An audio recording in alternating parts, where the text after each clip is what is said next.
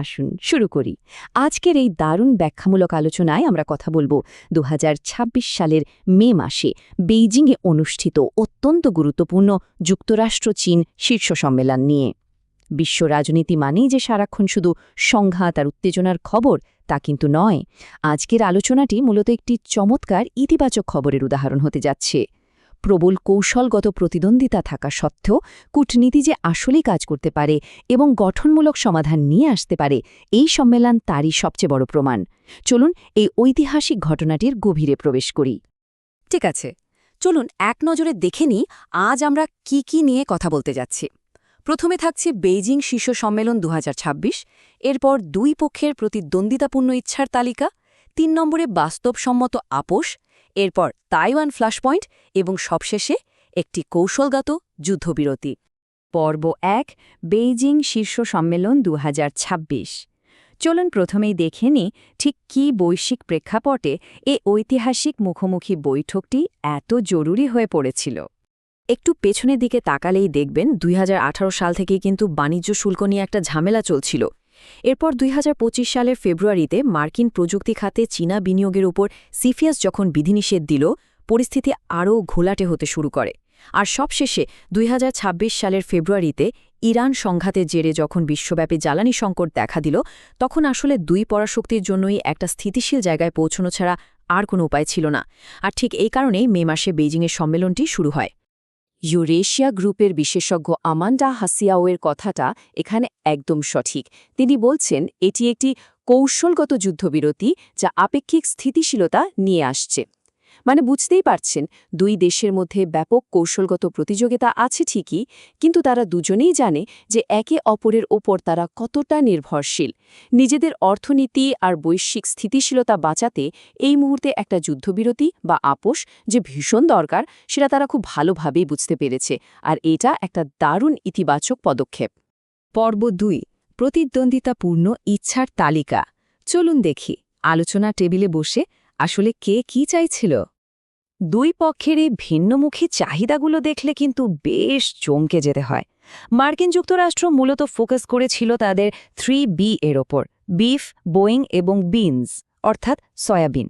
সোজা কথায় তারা চেয়েছিল চীন তাদের থেকে প্রচুর পণ্য কিনুক, যাতে তাদের অর্থনীতি লাভবান হয়। অন্যদিকে চীনের মাথায় ঘুরছিল তাদের 3T: ট্রেড বা বাণিজ্য, টেকনোলজি বা প্রযুক্তি এবং তাইওয়ান।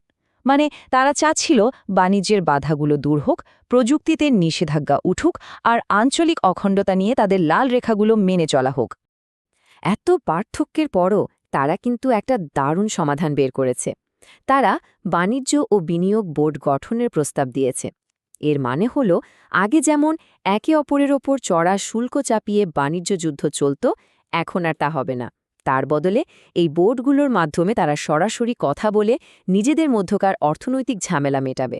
নিয়মিত যোগাযোগের মাধ্যমে বিরোধ মেটানোর এই উদ্যোগটা বৈশ্বিক স্থিতিশীলতার জন্য সত্যি একটা চমৎকার সুসংবাদ। পর্ব ৩, বাস্তবসম্মত আপোষ। এবার আমরা দেখব কিভাবে আলোচনা টেবিলে বসে আসলেই এই ইতিবাচক খবরগুলো বাস্তবে রূপ নেয়। এই সম্মেলনের সবচেয়ে বড় ভালো খবরগুলোর একটি হল এনভিডিয়ার এআই চিপ চুক্তিটি। শর্ত সাপেক্ষে 10টি চীনা প্রযুক্তি কোম্পানির কাছে অত্যাধুনিক এই চিপ রপ্তানির অনুমোদন দেয়া হয়েছে। কিন্তু লক্ষ্য করুন শর্তগুলো কতটা কড়া। কোনোভাবেই এগুলো সামরিক কাজে ব্যবহার করা যাবে না, মার্কিন যুক্তরাষ্ট্রে পর্যাপ্ত মজুত আছে কিনা তার সনদ থাকতে হবে, আর চালানগুলো কেবল মার্কিন ভূখণ্ডের ওপর দিয়ে যেতে হবে। এটা একটা নিখুঁত বাস্তবসম্মত আপোষের দারুণ উদাহরণ। আর এখন যে বিষয়টা আপনাদের বলবো সেটা সত্যিই বেশ চমকপ্রদ। এই চুক্তিতে বলা হয়েছে চিপ বিক্রির মোট রাজস্বের 25% সরাসরি মার্কিন সরকারের পকেটে যাবে। চিন্তা করে দেখুন কিভাবে উভয় পক্ষ নিজেদের স্বার্থটা 16 আনা বজায় রেখে এমন একটা দারুণ কৌশলগত আর ব্যবসায়িক চুক্তিতে পৌঁছাতে পারে। আরেকটি দারুণ গঠনমূলক খবর হল মধ্যপ্রাচ্য নিয়ে তাদের এই অভিন্ন লক্ষ্য। এত উত্তেজনার মাঝেরও বিশ্ব জ্বালানি বাজার ঠিক রাখতে এই দুই পরাশক্তি একমত হয়েছে। হরমুজ প্রণালী উন্মুক্ত রাখা, জ্বালানির অবাধ প্রবাহ নিশ্চিত করা এবং ইরান যাতে কোনোভাবেই পারমাণবিক অস্ত্র বানাতে না পারে, এই বিষয়গুলোতে তারা একজোট হয়েছে। এমনকি তেহরানকে কোনো অস্ত্র সরবরাহ না করার বিষয়েও তারা সম্মত হয়েছে। বিশ্ব রাজনীতির জন্য এটা কিন্তু আসলে অনেক বড় স্বস্তির খবর।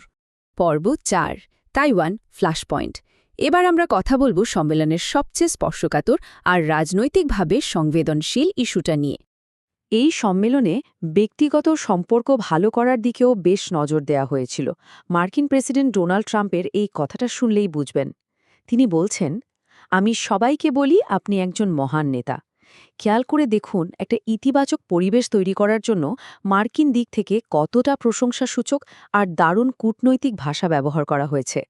বরফ গলাতে ব্যক্তিগত কূটনৈতিক ঠিক কতটা কাজে দেয়, এটা তার একটা চমৎকার প্রমাণ। কিন্তু অন্যদিকে বেইজিংয়ের অবস্থান ছিল একেবারেই স্পষ্ট এবং খুব দৃঢ়। চীনা প্রেসিডেন্ট শি জিনপিং সরাসরি বলেছেন, তাইওয়ান সবচেয়ে গুরুত্বপূর্ণ ইস্যু। এটি ভুলভাবে পরিচালিত হলে সংঘর্ষ এবং এমনকি সংঘাতও হতে পারে। এই সতর্ক বার্তা থেকে পরিষ্কার বোঝা যায় যে চীনের ভূ-রাজনৈতিক কৌশলে তাইওয়ানের অবস্থান ঠিক কতটা কেন্দ্রে। তারা নিরপেক্ষভাবে স্পষ্ট করে দিয়েছে যে এই ইস্যুতে যে কোনো ভুল পদক্ষেপের পরিণতি বেশ মারাত্মক হতে পারে। ঠিক এ কারণে চীনা প্রতিনিধিরা ইতিহাসের খুব বিখ্যাত একটি ধারণা থুসিডিডিস ট্র্যাপের কথা তুলে ধরেছেন। ব্যাপারটা একটু বুঝিয়ে বলি। এটি এমন একটা পরিস্থিতি যখন কোনো নতুন শক্তিশালী দেশ আগে থেকে থাকা কোনো পরাশক্তিকে সরিয়ে তার জায়গা নিতে চায়, আর এর ফলে যুদ্ধের একটা ঝুঁকি তৈরি হয়। এই তাত্ত্বিক ঝুঁকির কথা মনে করিয়ে দিয়ে তারা আসলে বোঝাতে চেয়েছেন যে ভুল বোঝাবুঝি বা অনিচ্ছাকৃত কোনো সংঘাত এড়ানোর জন্য একটা পরিষ্কার সীমারেখা বা গার্ডরেল থাকা কতটা জরুরি। পর্ব ৫ একটি কৌশলগত যুদ্ধবিরতি। চলুন এই দারুণ কূটনীতিক আলোচনার মূল ফলাফলগুলো এক নজরে দেখে নিই। তো এখানকার সবচেয়ে গুরুত্বপূর্ণ পয়েন্টটা হলো এই তিনটি প্রধান ভূ-রাজনৈতিক খাতে উভয় দেশ বেশ কিছু চমৎকার কূটনৈতিক বিজয় পেয়েছে। বৈশ্বিক বাণিজ্যের ক্ষেত্রে তারা বাণিজ্য ও বিনিয়োগ বোর্ড গঠন করেছে। প্রযুক্তির ক্ষেত্রে এনভিডিয়ার ওই শর্তসাপেক্ষ চুক্তির কাঠামো দাঁড় করিয়েছে। আর মধ্যপ্রাচ্যের ক্ষেত্রে হরমুজ প্রণালী উন্মুক্ত রাখার বিষয়ে একমত হয়েছে। এই অর্জনগুলো কিন্তু আসলেই বিশ্বটাকে একটু হলেও বেশি নিরাপদ আর সবার জন্য অনুমানযোগ্য করে তুলেছে। বিশেষজ্ঞ সু লিউচিয়াং ঠিক এই কথাটাই বলেছেন যে এই প্রতীকী শীর্ষ সম্মেলন গুরুত্বপূর্ণ রাজনীতিক অর্থ বহন করে। সত্যি বলতে ৮ বছর পর তারা যে বেইজিংয়ের সামনাসামনি বসল, কথা বলল এবং যোগাযোগের এই পথটা যে খোলা রাখল বৈশ্বিক স্থিতিশীলতার জন্য, এটাই একটা অনেক বড় জয়। সংঘাতের বদলে যে তারা এখনও আলোচনার টেবিলে বসছে, এটাই আমাদের জন্য সবচেয়ে বড় সুসংবাদ। তাহলে সবশেষে আমাদের মনে একটা বড় প্রশ্ন কিন্তু থেকেই যায়, এই কৌশলগত যুদ্ধবিরতি কি সত্যি দীর্ঘস্থায়ী বৈশ্বিক স্থিতিশীলতার নতুন ভিত্তি তৈরি করল, নাকি সামনের দিনগুলোতে যে আরও বড় কৌশলগত প্রতিযোগিতা আসছে তার আগে এটা স্রেফ দম নেওয়ার একটা সাময়িক বিরতি? যাই হোক না কেন, এই শীর্ষ সম্মেলন কিন্তু আমাদের অনেকগুলো বাস্তবসম্মত চুক্তির দারুণ সব ইতিবাচক খবর দিয়েছে। সময়ের সাথেই হয়তো আমরা এর আসল উত্তরটা পাব। আজকের এই ব্যাখ্যামূলক আলোচনাটি এখানেই শেষ করছি। আশা করি এই ঘটনাটি আপনাদের ভাবনার নতুন খোরাক যোগাবে।